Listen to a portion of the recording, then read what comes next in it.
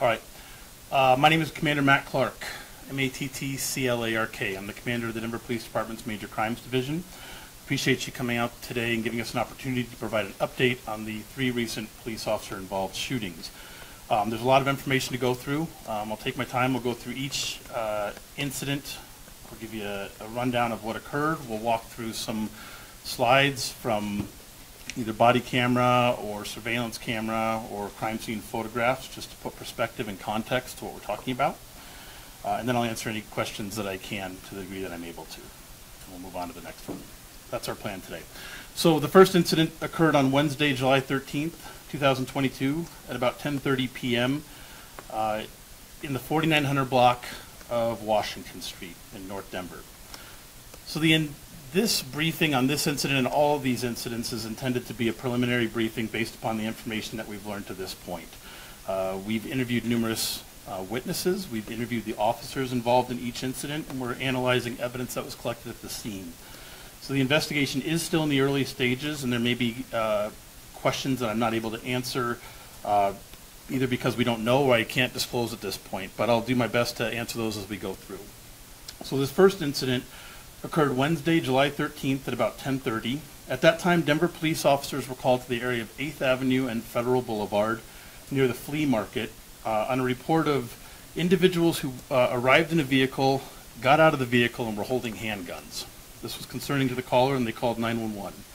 Uniformed Denver patrol officers from District 1 promptly responded to the area. They staged nearby as they formulated a tactical plan to safely approach and contact the subjects. While this was occurring, the Denver Police Department's helicopter was in the air and arrived overhead. The operators of the helicopter began relaying information to the officers on the ground. After approximately 6 minutes, the helicopter crew recognized the occupants had re-entered the Audi and began driving away from the parking lot. District 1 officers followed the vehicle away and attempted a traffic stop near the area of 9th Avenue and Hazel Court. These officers were in marked police vehicles, activated their overhead emergency equipment, and the vehicle quickly sped away. The officers did not pursue the vehicle and discontinued their efforts to follow the vehicle. The helicopter, however, remained overhead and continued tracking the vehicle. The vehicle was tracked north on I-25, east I-70, and then north on Washington Street. The helicopter observed the vehicle pull into a parking lot in the 4900 block of Washington Street, where the occupants were observed moving items between vehicles that were in the parking lot. Uniformed officers from the department's Special Operations Response Team staged in the area and began to approach the occupants as they were out of the vehicle. Before the officers arrived, the occupants got back into the Audi and the vehicle turned around in the parking lot. So they were facing east to exit the parking lot. Multiple police officers in marked police vehicles approached from the south side on Washington Street. As the first patrol vehicle entered the parking lot, the front passenger in the Audi fired multiple rounds from a handgun at the officers. Simultaneously, the other occupants of the vehicle began to exit the Audi. The officers came to a stop and immediately began returning fire from their vehicle and outside their vehicle towards the front passenger. The front passenger exited the vehicle through the driver's position of the Audi and was seen running with the firearm. He ran and hid behind a dumpster that was in the northwest part of the parking lot that they were in. The subject briefly was down behind the dumpster, but then emerged back up into the view of the officers and displayed the weapon again. The officers feared the subject would shoot at the officers again, and the officers fired additional rounds at the subject. The officers recognized the subject had been struck by the rounds and was injured. They quickly worked to develop a plan to safely approach the injured subject with the shield. A methodical and slow search approach was needed at this point because 2 of the occupants had fled the vehicle and were not accounted for. 2 additional occupants had exited the vehicle and were took a position right behind the vehicle. The officers detained the 2 who remained with the vehicle before moving towards the injured subject. Officers extracted the individual from behind the dumpster to a waiting ambulance. He was transported by ambulance to an area hospital and was later pronounced deceased. A lengthy tactical search followed as officers worked to safely locate and apprehend the 2 individuals that fled the scene. Members of the Metro SWAT and K-9 unit located and arrested 26-year-old Tristan Gomez and 25-year-old Jesus Palacios. Both had previously been in the vehicle, and both were arrested and held for unrelated warrants. Crime scene technicians recovered a tan Sig Sauer P320 9mm semi-automatic firearm behind the dumpster from the location where the subject was extracted from. Investigators processed the scene in the parking lot and located 5 spent shell casings that had been forensically linked to the firearm that was possessed by the subject. 2 additional handguns were located outside of the vehicle, and forensic analysis is being conducted on those firearms to attempt to determine who possessed the firearms and if criminal charges are warranted. We are also waiting for trace reports from our federal partners to determine where these firearms came from. It was determined that the 2 Denver police officers fired a total of 31 rounds during this incident. Through the investigation, it was determined that 25-year-old Arthur Muteas was the driver of the Audi that fled when the vehicle fled from the officers in the area of 9th and Hazel. Mr. Muteas was arrested and charged with felony eluding. During a search warrant of the vehicle, detectives recovered a large quantity of narcotics to include cocaine, methamphetamine, and fentanyl. Investigators have interviewed numerous people as part of the investigation and would encourage anyone with information or video about this incident to contact the Denver Police Department or Crime Stoppers. Information about the suspect in this case, he's been identified as 26-year-old Michael Silletto, S-I-L-L-E-T-T-O. Date of birth is 5/8 of 1996.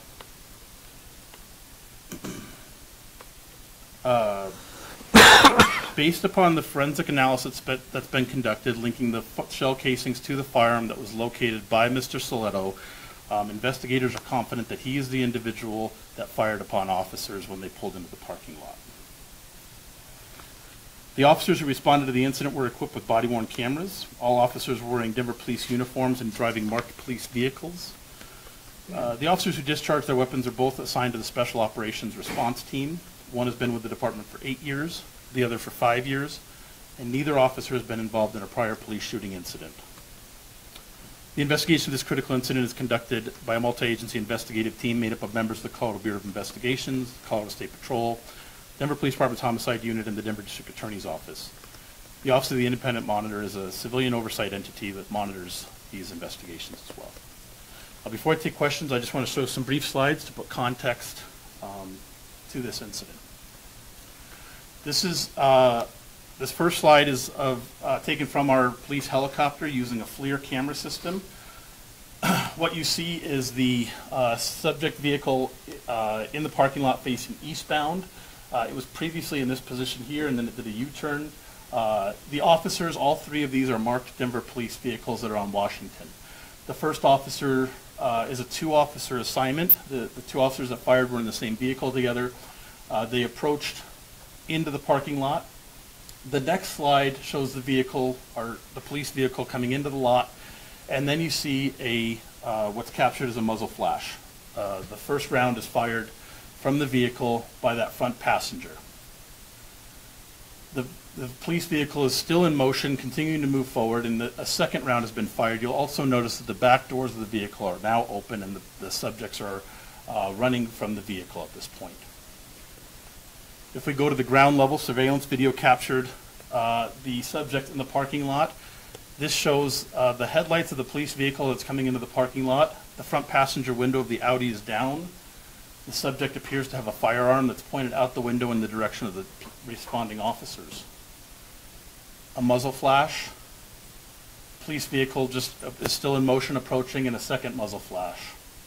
Again, the back doors are opening and the occupants are preparing to flee the vehicle. The subject hid briefly behind the blue dumpster with the cardboard boxes in it. Of note was the firearm located at marker 46. This was the firearm that Mr. Silletto fired at the officers, and that was forensically linked to the shell casings that were recovered at the scene.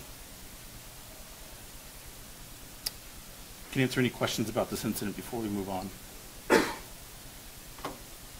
Sir, what was the time difference between the officers initially made that traffic stop and then they later made contact? So there was several minutes, I don't know the exact, but several minutes elapsed because there was the The vehicle moved rather quickly on the highway to get to the 4900 block of Washington, but officers from the Special Operations Response Team staged again, made sure that the occupants were out of the vehicle. Their intention was to contact them out of the vehicle so as to prevent any type of pursuit or fleeing effort that way. And then as they approached, the occupants got back into that vehicle. Where were the other two guns found? Essentially in the flight path from the two individuals who fled. So the forensic analysis is being done to confirm if they were in possession of them, and if we can prove that, then there's likely weapons charges associated with that. The two officers fired 31 shots, put on administrative leave. They are. Thank you for that question. So following a police shooting, any officer involved, and this will go for any of them that we speak through today, they are on a modified duty assignment. They do go through the department's reintegration program, and they are not in an immediate patrol capacity. Where did you find the, besides the guy who got shot, where did you find the other suspects? In the near area there. So we were, the officers were just in the area of 49th and Washington. I believe it was one block to the west, or even mid-block in the 4900 block. They had just jumped the fence, and they were in the mid area just waiting there. They were located by the K-9 officers. Were they in like that street that has the houses? I guess I don't want to commit because I'm not positive where they were at when the tactical team got them. I only saw them after they were brought out. Any known gang members among the suspects? We do believe there's gang affiliation with the individuals involved in this. You talked about the narcotics there. Do you have quantities and how much? I don't. I just, the preliminary report, the presumptive came back from the lab telling us that they were in fact narcotics. They appear to be what we would associate with fentanyl and with cocaine. I don't have that chemical testing is still in progress. And if charges are warranted and possible relative to that, then we would charge those as well.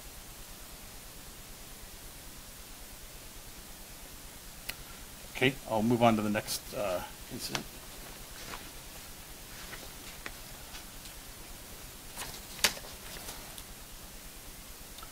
Friday, July 15th, 2022 at about 11:50 in the morning. Officers from District 1 were called to the area, to a residence in the 300 block of East 51st Avenue on a report of a domestic violence incident. A 911 call was received from a family member of an individual who reported that they were involved in a physical domestic violence incident. The caller explained that a male subject was holding a female with a knife and refusing to let her leave the residence. Based upon the nature of the call, the officers were promptly dispatched and responded to the call with the emergency lights and sirens.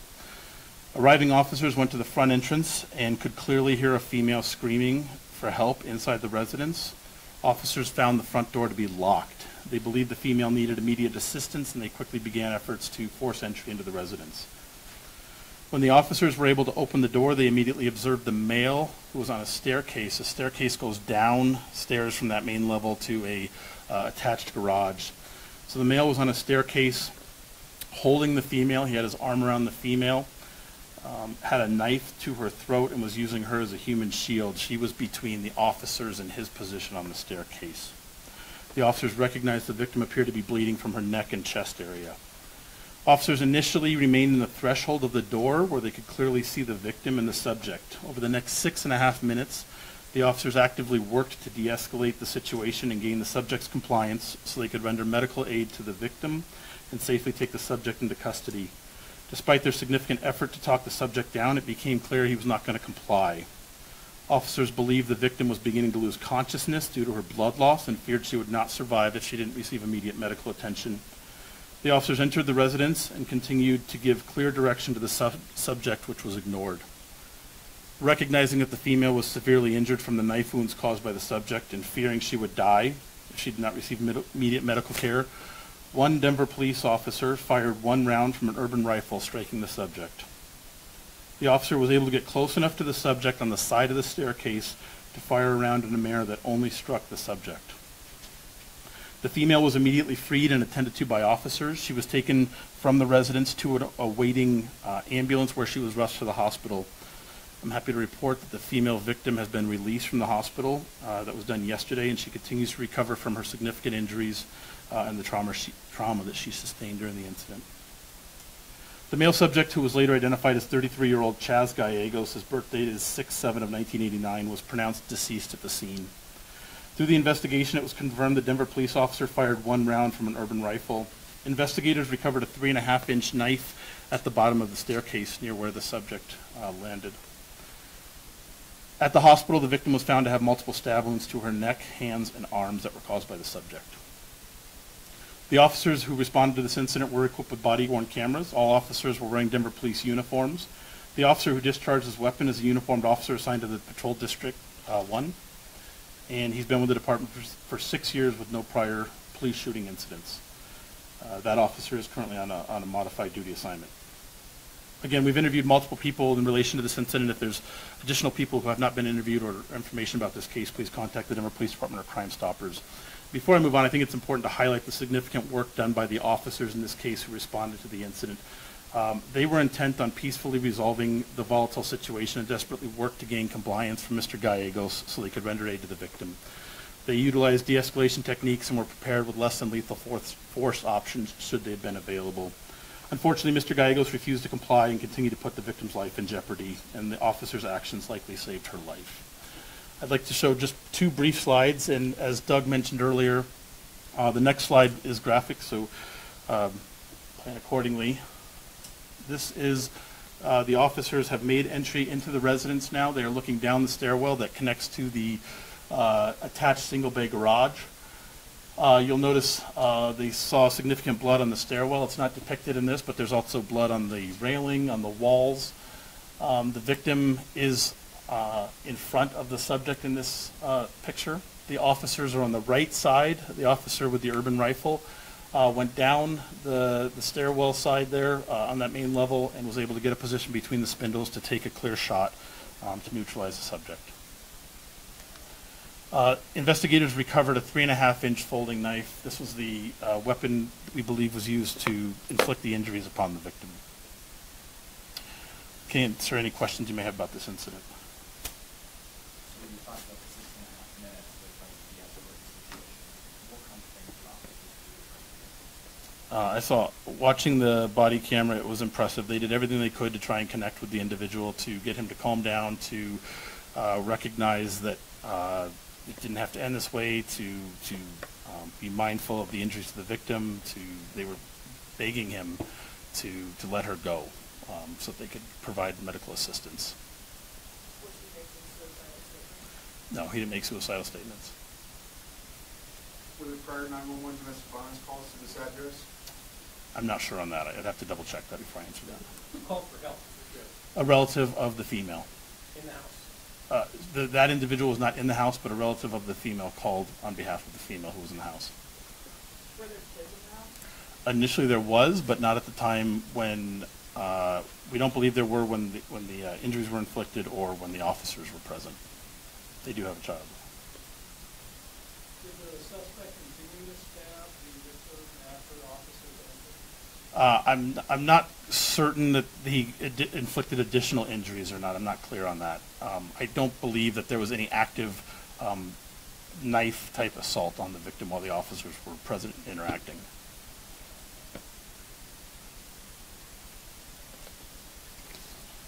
Okay. Sorry, I have a question. Yeah, go ahead. Do we know who is taking care of their child? Is the mother back with the child now? There are other family members that are available and are assisting the child. Okay.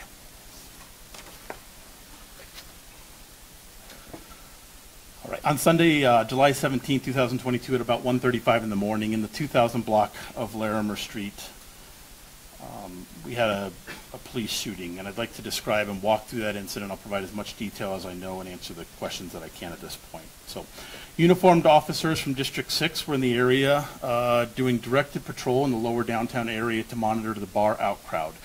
The officers on these assignments assist with closing streets. They provide high visibility presence in the area to prevent disturbances, respond to physical fights, assist with vehicle and pedestrian flow, and address serious incidents that occur in the area. On Sunday morning, the officers who were near 20th Street and Larimer Street were monitoring the out crowd when they observed a physical altercation between two males. This was occurring outside the beer hall in the 2000 block of Larimer Street. An officer who witnessed the event believed an aggressor who had struck another male had a firearm concealed either in his hoodie or in his waistband and communicated that to other officers.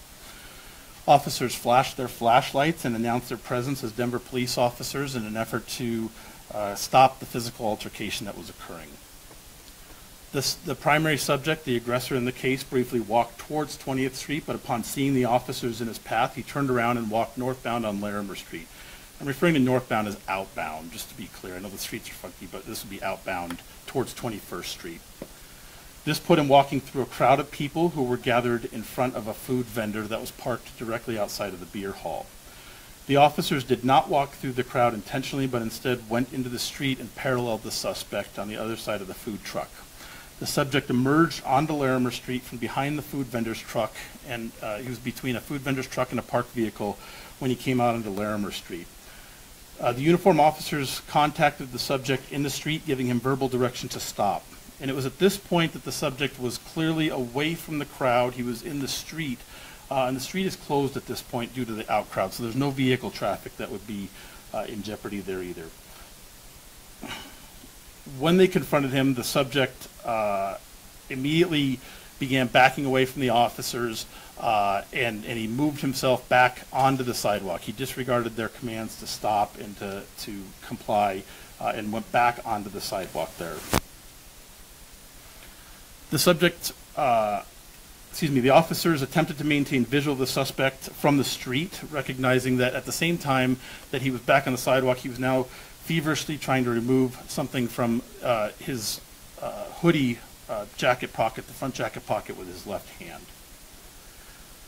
The subject eventually pulled out a handgun and held it in a manner that the muzzle of the gun was pointed in the direction of the officers who were on Larimer Street. Two officers on Larimer Street were facing the subject, and they were in a position that was essentially perpendicular to the front side of the beer hall. So the street side of the beer hall was perpendicular to where the officers were facing. This building was directly behind the subject at the time. When the muzzle of the handgun was pointed in the direction of the two officers on Larimer Street, they feared the subject was preparing to shoot at them, and one officer fired 4 rounds, another officer fired 2 rounds at the subject. At the same time, a third officer who followed the subject around the vehicle and onto the sidewalk also observed the firearm and recognized he was pointing that firearm at the officers who were on Larimer Street. The officer feared for the safety of the officers who were on the street and fired 1 round at the subject. This officer was aware there were individuals behind the subject and worked to obtain a clear sight picture of the subject before firing the single round. The officers quickly rendered aid to the injured subject and immediately recognized additional people who were south of the subject towards 20th Street who had been injured. There was initial confusion in the number of people who were injured because not all were transported from the scene by ambulance. Some victims left on their own and later obtained medical treatment. Additionally, on the night of the incident, there were reports of walk-in gunshot victims at area hospitals, and it took time to determine whether the injured individuals were associated with the incident on Larimer Street. Yesterday, a 6th victim contacted the police department and reported he was near the food truck vendor on Larimer Street and sustained a minor injury to his chest during the incident. In addition to the subject, 6 people have reported being injured during the incident, 3 adult males and 3 adult females. The injuries range from superficial cuts and possible graze wounds to more serious arm, shoulder, and leg injuries. We're deeply concerned for those that were injured during the incident and are working to provide all available resources and support to them as they heal. Investigators and victim services personnel remain in contact with those needing assistance. The information that I have from medical staff indicates that these victims have all been released from the hospital and continue to recover at home. I want to take a minute to specifically acknowledge and briefly describe the injuries as we know them. Again, all individuals were adults. There was a male who suffered a serious arm injury, a female who suffered a serious leg injury, another female who suffered a serious shoulder and arm injury, a female suffered a graze wound to her leg, a male suffered a graze wound to his foot, and a male suffered a burn-type injury to his chest. At the scene, investigators recovered a black Rock Island semi-automatic 10mm handgun. The firearm was loaded with 1 round in the chamber and 7 in the magazine. The hammer on the firearm was cocked back. Body-worn camera documented the subject possessing the firearm, and there is no evidence that the subject discharged the firearm during the incident. Through the investigation, it was determined that 3 Denver police officers fired a total of 7 rounds. Investigators have met with victims and are working to understand their exact location at the time that the shots were fired. Today, I'm not able to conclude specifically what struck each of the individuals that resulted in their injury. Given the nature of the injuries and lack of ballistic evidence, it may be difficult for us to offer conclusive evidence at any time regarding the projectiles that struck each victim. The suspect in this case has been identified as 21-year-old Jordan Waddy. Mr. Waddy was transported to an area hospital by ambulance for treatment for multiple gunshot wounds. He remains in the hospital with non-life-threatening injuries. Mr. Waddy is being held for investigation of felony menacing and possession of a weapon by a previous offender. The Denver District Attorney will ultimately determine the formal charges Mr. Waddy will face. The officers who responded to the incident were equipped with body-worn cameras. All officers were wearing Denver police uniforms. The officers who discharged their weapon are assigned to the Patrol Division in District 6. And the 3 officers have been with the department for 3 years. None of them have been involved in a prior police shooting incident. The investigation of this critical incident is being conducted by the multi-agency investigative team with the Colorado Department of Public Safety agencies, the Denver Police Department, and the Denver District Attorney's Office. We've interviewed numerous people. I know there's a lot of video out there of the aftermath of this incident. If there's any additional video of the incident itself, we are requesting you provide it to the Denver Police Department, or Crime Stoppers can be provided anonymously. I'll go through some brief slides and then address any questions. This is an officer's body cam shot. We are in the 2000 block of Larimer. The officers have come on the street side. Again, Mr. Waddy walked through the crowd on the sidewalk, and the officers did not want to walk into the crowd and in danger. They walked on the street side and contacted Mr. Waddy here. In this photograph, Mr. Waddy has his left hand in his pocket at this point, and he's in the Nike hoodie. Again, vehicle traffic is closed. Pedestrian traffic is light in this area where they they decided to make the contact there. Mr. Waddy does not comply with orders to stop, and he walks and moves himself back onto the sidewalk between the Mercedes and the SUV there. This is a still frame shot from one of the officers. The officer on the right is an involved shooter in this incident. This provides a picture of the backdrop of the officer at the time that the shots were fired. The other thing that's noted is Mr. Waddy is removing that firearm from his hoodie there. He's grabbed it on top, and he's moved the muzzle right in the direction of the officer who's present there. And that the officer's, in the next couple frames, fires his weapon. This is a photograph of the officer from the camera of the officer who followed the offender, Mr. Waddy, around the SUV. He too recognizes that Mr. Waddy has retrieved a firearm and that the officers who are directly in front of him are in jeopardy, and he fires 1 round.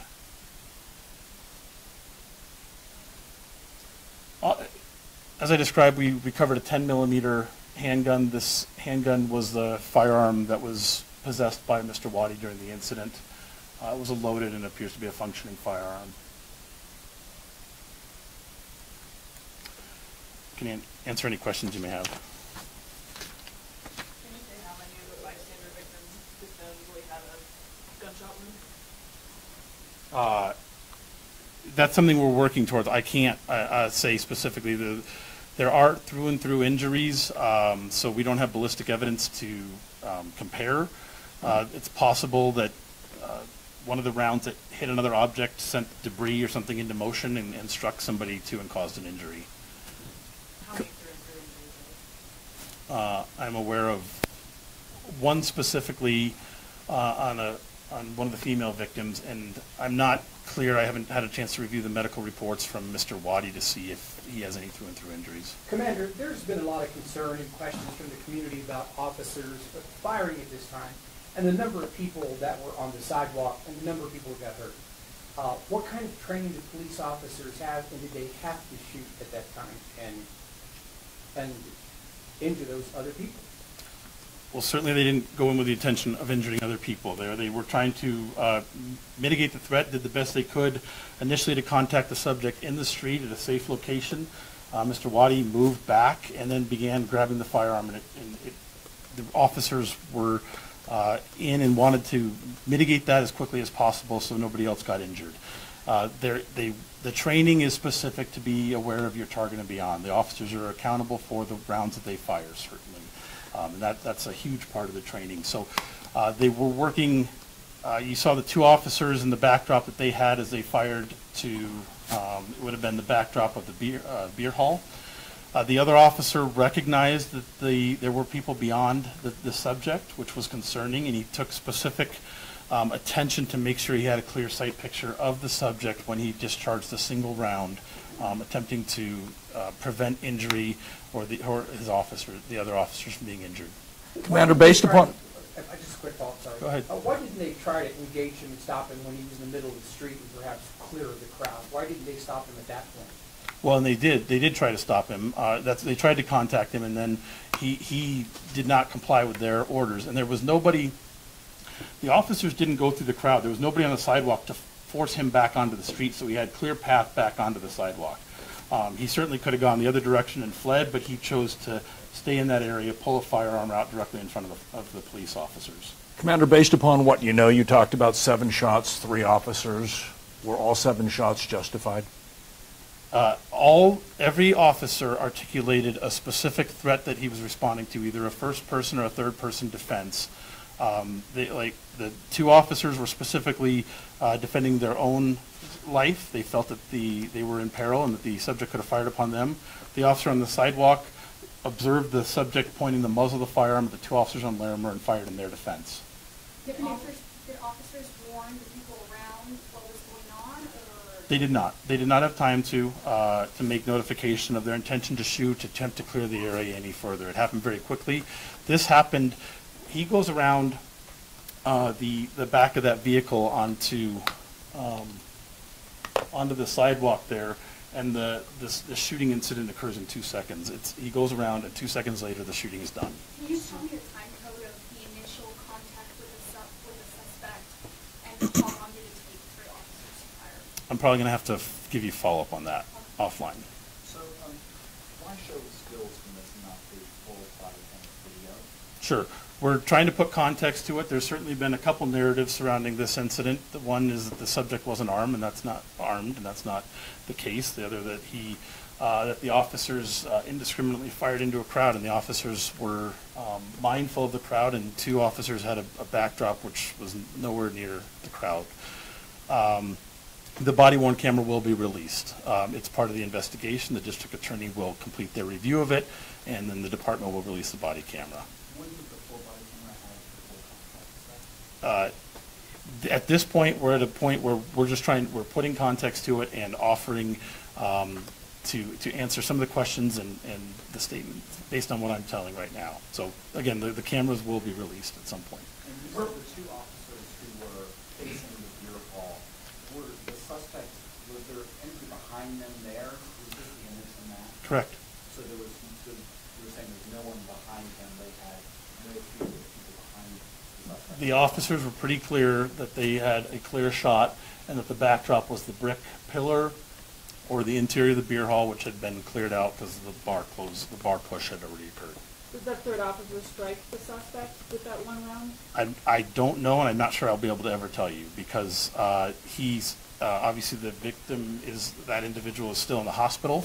I'm not sure what surgical intervention and what efforts the hospital has made if they're going to remove any projectiles from him. Where were the gunshot wounds on Mr. Waddy? I haven't seen his full medical records. We are waiting for those to come back, but I am aware that he was shot in the lower part of his body and the lower part of his chest abdomen area. I just know that from seeing body cam. I don't know specifically though. Do you know how many times he was shot? I don't yet. I'm still again waiting for medical records. Commander, did all 7 shots follow department policy? We'll still look into that. So the next phase of this, the investigation will conclude. It will go to the district attorney. That district attorney's office will make a determination on the officer's actions if they were in compliance with state law, and then it will come back The Internal Affairs Bureau, the Office of the Independent Monitor, will review the case and present it to a use of force review board. That use of force review board is made up of citizen members, community members, police command officers, and an outside agency representative. I know it sounds like it's a long process, but the department is committed to an efficient review of this. And point of clarification, you said the 3 officers had 3 years of experience. Is that cumulative 3 years, or each had 3 years? Thank you for that. 3 years. They came on in 2019, all 3 of them. Will you release their names? Not today. With the officers involved, with the speed on the wiretap, how was the training for close information? My understanding is they were. I haven't looked into that specifically. Commander, some are labeling this a mass shooting. How do you address that titling? There's multiple victims in this case, and if that's the definition, well, there certainly are multiple victims. This was not the mass shooting per se, where there's multiple, rounds that are striking. I think in this case, if we were able to conclude, we would see that people were struck by debris. They might have gotten a fragment, a bullet jacket, and didn't actually get impacted by a round. It's not to minimize in any way the injury that they sustained, the trauma that they're feeling as a result of this, but these aren't 7 rounds that were fired by officers into a crowd of people. And then follow up on the 3 officers. Were they all up to date on their weapons qualifications? I guess if I'm going to answer definitively, and I want to make sure, I'd have to double check that, but I have no reason to believe that they were not. Sir, with so many bystanders who got hurt, did something go wrong here? Well, it's certainly concerning, and it justifies, it demands a review by the department from a tactics standpoint, from a policy standpoint, and I think that will absolutely occur. Did something go wrong? Yeah, 6 people additionally that shouldn't have been injured got injured that night. So we're going to make sure we support them, they get the resources they need as they continue to heal, and then we'll look internally to see what we can do differently. What specifically are you doing for the victims? Certainly the investigators have had close contact with them. We're trying to provide as much information as we're able to at this point so that they're in the loop and we can start to close some of the gaps that they may have had. They've been connected with our victim services team. They have a plethora of resources that they've secured to assist them financially with any initial medical costs, with lost wages, anything that we can do, and then the city will absolutely step in where needed. Was it absolutely necessary to stop him? Sometimes the police chases. You decide not to chase, even though there's danger. Sure. You say, we're not going to chase because it could hurt someone else. In this particular point, could you have decided to just, let's pull back for a second and not do this right here? Could that have been an option? It could have been an option. I think what we see and what the officers thought was they are regularly down there. They deal with physical conflicts regularly. They break up fights. They help intoxicated people. They prevent crimes, and they regularly take firearms off of people downtown without any issue whatsoever. And they anticipated, they recognized that this individual may have a firearm. They intentionally tried to contact him in a safe area in the street, and they intended to determine if he had a firearm and address the situation as necessary. Commander, did the officers know that Mr. Waddy was out on parole, a convicted felon? Did they know anything about him as they started the interaction? No, sir. The officers had no prior knowledge of Mr. Waddy. So business owners in the area have been reporting an increasing amount of shootings and crimes in that particular 3-block area. What has the Denver Police done to respond to that? Extra patrols? Yeah, I think that the officers' presence was exactly what they were there for.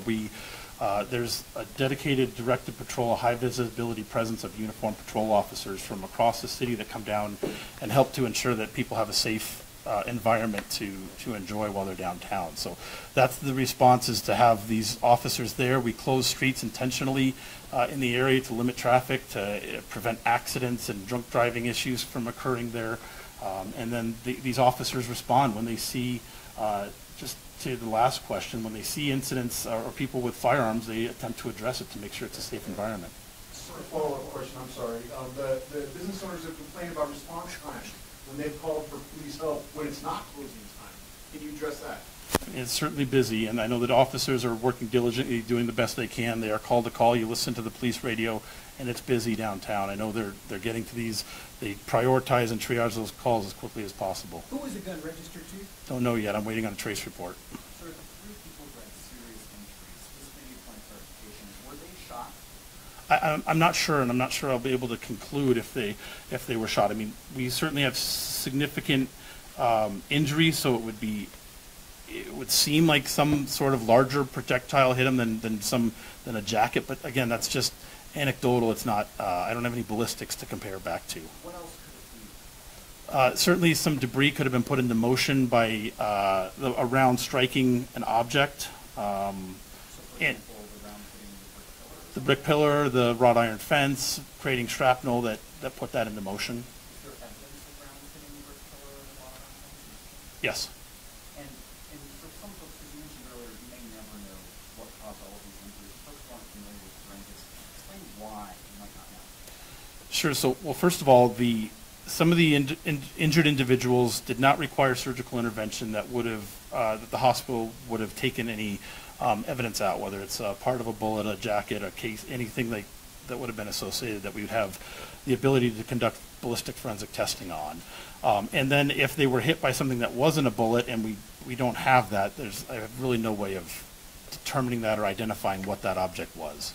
I want to jump back to when you said officers initially were alerted to that fact that you might have a firearm. Can you describe what alerted to this one fact? During the course of the physical altercation, one of the officers who was positioned at 20th and Larimer recognized that the subject continued to hold his hand in his pocket. It appeared that he kept fixing it, and that was indicative to him based on his experience of somebody who may be in possession of a firearm. Did he point the gun at officers? What he does is when he retrieves the gun, he grabs the gun. He actually winds up, he's holding it on top, and he pulls the muzzle across. So the muzzle does point at the officers, from what we can tell. Was he very near the trigger? He does not have it in a pistol grip at that point. He's grabbing it on the top of the slide and coming across with the gun. So he's not in a position to fire at that moment? I'm not sure if he could have discharged the weapon. The officers believed, and they saw the muzzle of the gun pointed directly at them. And was that, I'm sorry, and again, if Go ahead. it's easier to tell, Sure. is it a continuous motion that he's moving the gun? He is, and he struggles to get it out of his shirt pocket, the hoodie pocket, like it gets caught. So he's moving it around, and then he does. That's when he crosses the officers with the muzzle. Do they issue any other commands besides stop? So then to drop the weapon, to Yep. put your hands in the air? Drop the weapon. There's a police identification, Denver Police Department. Let me see your hands. There's several commands being directed towards him. In this second kind of exchange after he's walked onto the sidewalk and As he walks away from the officers, you can see he's here with his hands in his pockets. It's let me see your hands.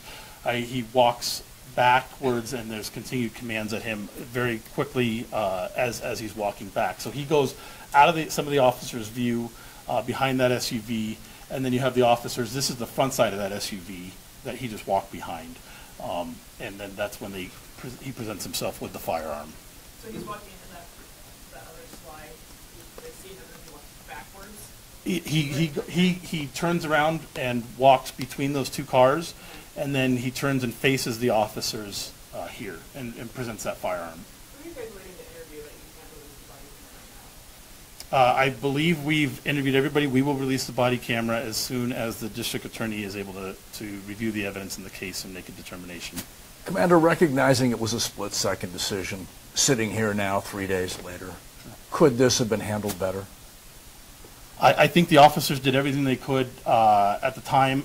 Looking back, we say 6 people got injured, and I think you'd have to conclude something could have been done differently. But in the moment, they were doing what they could to prevent violence, to stop and ensure safety downtown. Commander, can you go over one more time? What sort of training do officers receive when it comes to shooting, when there are so many people standing around? When to shoot and when not to shoot? So certainly there's, in terms of, we regularly, each quarter, we're qualifying with our firearm. The firearm safety rules are reviewed at that point. There's specific conversation about knowing the backdrop and potentially mitigating the threat to anybody in the backdrop. That can be done by changing positions, changing trajectory of your round, limiting the number of rounds that are fired so as to prevent rounds from going downrange. Are you guys having any conversations now about changing any sort of department policy as a result of the shooting? I think we're looking at what this case has, what the results have been and how this came to be, and doing internal reviews of our practices, of our training, to make sure that it's appropriate. Commander, police departments have been complaining about being short-staffed. You now have 5 officers that are on administrative leave. Are you all short-staffed because of this? The department is short-staffed, but we do have the ability to move resources from other areas to backfill those spots so that we can maintain the service. Commander, you've talked to all 3 officers. Can you give us some insight into what was going through their mind in those moments? You've said that they feared for their lives, but what kind of thought process have they shared about the whole venue, the people around them, and what was there? What perspective can you give us from their mindset? Sure, and I think what I alluded to before in terms of they have taken firearms off of people safely without any issue, taken people safely, armed individuals safely into custody time and time again. These officers have not been involved in a similar confrontation previously, and it was their expectation that they would contact this individual in a safe location and the same result would occur. Unfortunately, that wasn't the case. He pulled the firearm. They're used to individuals fleeing or being compliant, and that just didn't happen in this case. He pulled the firearm directly in front of them. Rather, the public was frustrated at the amount of time it took you to present this information. Can you address that at all? There was a little bit of, I don't know if it's panic, but there was definitely some concern. On the night of the incident, we were prepared and to give a briefing like we always do. The Division Chief of Patrol gives a preliminary overview typically in these situations, and there wasn't any media that wound up showing up, so we did a proactive social media release using our social media platforms to put preliminary information out. There was, I understand there was concern about the notification that the officers may have caused the injuries, or the officers caused the injuries to the other victims. It just took us time to kind of determine what happened to ensure that the offender had not fired this firearm, to place the officers and start to get a perspective of what actually occurred downtown that night. We followed up with information within several hours, and then in terms of this briefing today, ideally we do these earlier. We try and do them 2 to 3 days after an incident, but we had some other incidents that we were working through. We want to make sure that the officers get interviewed. We've given out a lot of information today, and it's important that that information, I need to get that from the officers first. They don't need to hear our account or what our investigation has showed. It's important for the integrity of the investigation to capture their statement uninfluenced by any evidence or media coverage, and then we can share what we know. Are you guys the lead investigators on the critical incident? This is it's actually a multi-investigative team, and so what that looks like is members of the Colorado Bureau of Investigations and the Colorado State Patrol assist us, and the Denver District Attorney's Office is along for the entire incident. They're at the scene with us, they're in the interview rooms or in the conference room monitoring. Members of the Colorado Bureau of Investigations, as you watch and review the investigation, conducted interviews of the witnesses, of the witness officers. Colorado State Patrol conducted unloads of our officers' firearms. I think the State Patrol on this one was assigned to the scene with investigators. So there are members of the Denver Police Homicide Unit, but we have these partner agencies in there and the experience they bring to do these investigations. Would you be doing interviews too? We do conduct interviews as well. Yep. Commander, the Department of Corrections has confirmed to us that Mr. Waddy was violating his parole as things unfolded on Saturday night, Sunday morning. As you stand there now, do you think that contributed to this escalating? Not having an opportunity to talk to Mr. Waddy, I'm not sure what his mindset was. I would imagine, though, that a prior felon with a firearm who's on parole is concerning to him, and he wanted to try and avoid going back to the Department of Corrections. I don't know all the nuances of conceal and carry, but you can legally do that downtown, correct? Correct. And so I guess he's obviously not out to try and conceal and carry that, but he wasn't flashing it. So, like, where's that line there? He had it in his pocket. He had been involved in that altercation. Right. So was that, that was a red flag now that they see that he may have a weapon, or can he legally have that in his pocket? So had he not been involved in the physical altercation, him having the firearm may not have given cause for the officers to make contact. He is in a physical altercation. It's an assault, a public fight, whatever that looked like down there. That coupled with the weapon caused specific concern to the officers that there could be a chance for increased violence. So is he still in the hospital? Mr. Waddy was, as the last time I checked. As District Attorney McCann shared when she's going to be filing charges, she filed a motion for extended time to file. My understanding is our case is due to the district attorney's office Thursday afternoon, and we'll meet that deadline. I'm sorry to return to this, but I still don't understand why you guys can't release footage today. Have you interviewed anybody? It's just the consultation with the district attorney's office. We're going to present the case, all the evidence to them, allow them to make the determination about the officer's actions, and then we'll release the body camera. They've seen the footage, right? Correct. So, I think we're going to understand too, but so he's pulling the gun out of his pocket, Right. has his hand on the slide of the gun, Right. and pulls it across his body, and that's when officers see the muzzle of the gun at that point, That's correct. as he's moving it across his body. Yes, sir. Commander, all officers responding with their body cameras active?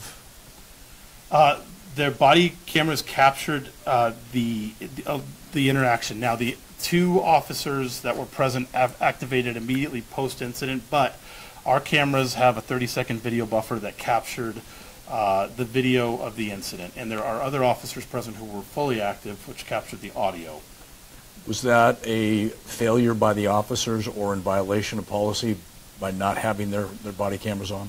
Not necessarily. That will have to be something down the road that somebody would have to look at from an administrative standpoint. Did you get any video from area businesses? I'm aware that we have Halo video from the city's high activity location observation camera network. I'm aware we have video from a nearby food vendor, not the Euro truck that was there, but another food vendor, and I'm not certain if we got the video from Beer Hall yet, but we were trying to secure that. Can you go back over, did you say two officers did not have their cameras activated while this was So happening? I want to be clear that, yeah, the cameras when they're on are in a capture buffer mode, so it's capturing video.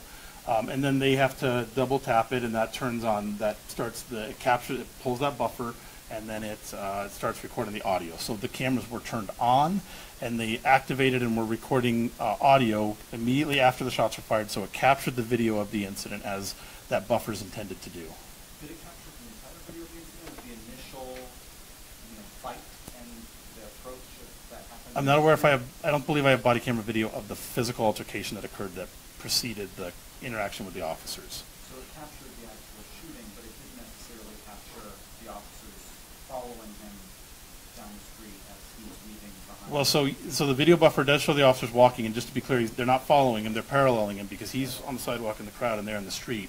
So the video buffers do show the officers walking down the street. And those two officers with videos that activated immediately following the shooting were the two officers who were shooting in this CCD when we closed the Beer Hall? No, one of the two. And the other one is the one that's coming to us. That's right.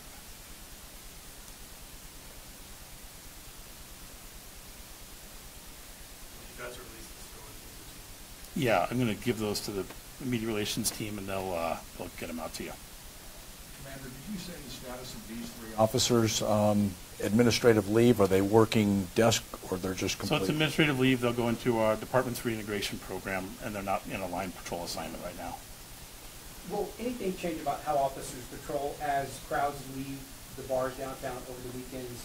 Is that even being discussed at this point? I don't believe so. I think the officers are there. They're going to continue to be present and respond to incidents, be available to make sure that there's a safe environment downtown. Will there be any kind of press release with dispellings of the suspects in these three incidents? Certainly I can provide that to the media relations team, and they can get them to you. And Commander, point of clarification, the third officer that fired the seventh shot, that's the one that hit Mr. Waddy? I'm not sure. I don't think I can conclude which rounds hit Mr. Waddy. We don't have the rounds. I haven't gotten anything from the medical staff if there was surgical intervention to remove those. So I'm not sure. I know that the officer was focused that his sight picture was Mr. Waddy when he discharged his weapon. So the point of aim for his firearm, he made sure that the sights on his firearm were on Mr. Waddy. Yeah. Did the bullet exit Mr. Waddy's body, do you know? I'm not sure. That's one of the things we're looking at too, is if there was a through and through round to Mr. Waddy as well. And that I'm hoping to get more when we see the medical reports. And the body camera He activates immediately post-incident. So we have his 30-second buffer, and then he goes online immediately after he discharges. I'm sorry, so of the 3 body cameras there, 2 of them were activated after the discharge, 2 of them were activated.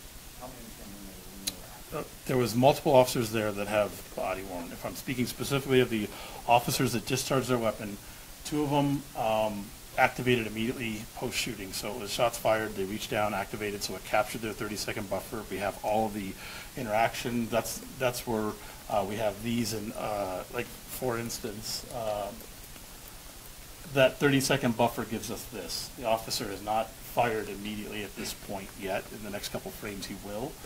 So we have this, and then the audio begins captured once they hit that. So 2 of the involved officers activated immediately after discharging their weapons, and 1 was running at the time.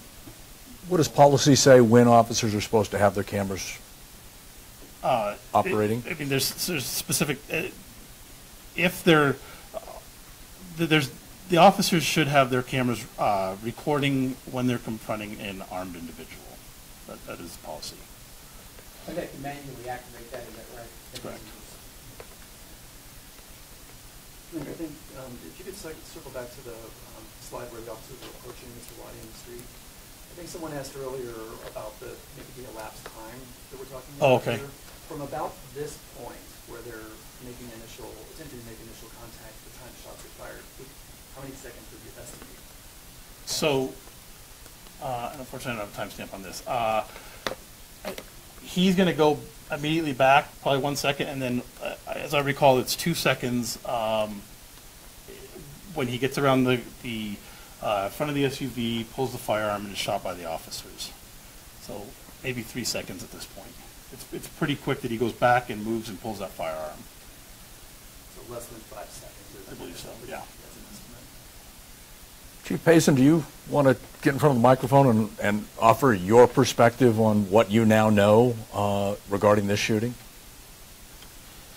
Well, first I want to acknowledge the injured bystanders, that we will continue to outreach and try to provide support, emotional support, financial support, in order to help the injured parties here.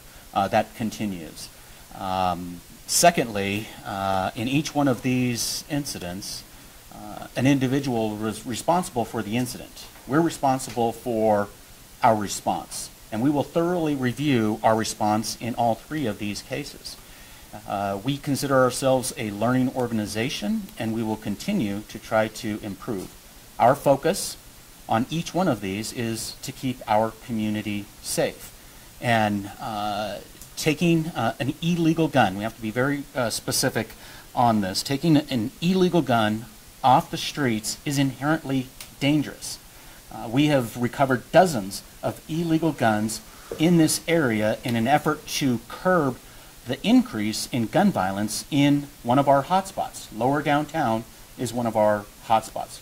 We'll continue to work to try to address this increase in gun violence and to address any of our responses in an effort to prevent innocent bystanders from being injured in any possible way. But I do want to remind folks that this is inherently dangerous, that individuals responsible for the incident dictated the police response, and we're hopeful that folks are not bringing illegal guns anywhere in our city, that they're not committing gun violence in our community. Thank you. Sir, there are obviously so many questions about this. You've heard many of them from us here. How does that impact the relationship between DPD and the community with an incident like this? Well, the police department exists for our community. The police department exists to try to keep our community safe. And that's what the women and men of this department do day in and day out. There were numerous incidences of violence over the weekend. These are 3 incidences that involved an officer discharging their firearm. We'll continue to work hard to keep our community safe and to thorough review with that additional oversight that the Office of Independent Monitor brings to this, as well as the District Attorney brings to this. But our focus is on keeping our community safe, and that will continue. Are these unrelated, or is there anything you attribute to this seeming increase in gun violence in Florida downtown? Well, you've heard me talk about this almost ad nauseum. Illegal firearms is our biggest problem in our city. We have too many people. We're at 53 murders for the year. We're 20% more than where we were this time last year, and last year was an unacceptable number. We're on pace to exceed any year in modern recorded history for murders. This is not only a Denver issue.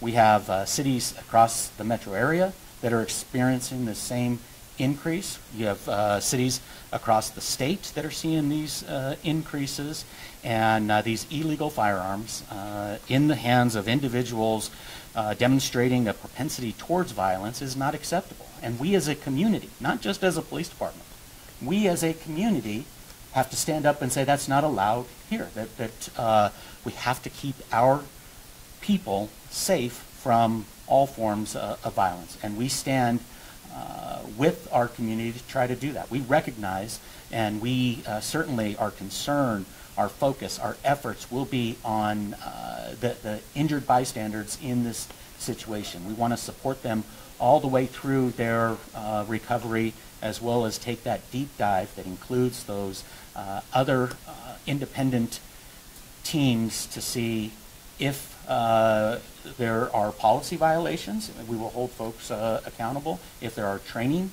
efforts, we will improve training. Any and all efforts to keep our community safe. That has not changed. Thank you all for your time. Certainly you realize, or I hope that you realize, that our concern is with the injured parties. I also, we all need to recognize today's date, 10-year anniversary. Again, gun violence negatively impacting our community, and we will continue to work to try to address this unacceptable amount of gun violence that's happening in our community. Chief, one last question quickly. At least one of the victims has hired an attorney. There's going to be a news conference within the next half hour. What do you say to those victims that are reaching out now, and to the attorney, and what's your message to them as they go into their questions about what happened? Well, again, very deep dive. We'll continue with this investigation. It has the oversight from the District Attorney's Office and the Office of Independent Monitor. To the people that were injured, we will continue to offer victim services, both financial and emotional support, to help folks that have been impacted by this as we move forward. So those efforts have begun, and those efforts will continue. Thank you all for being here. Hope you have a good rest of your day. Take care.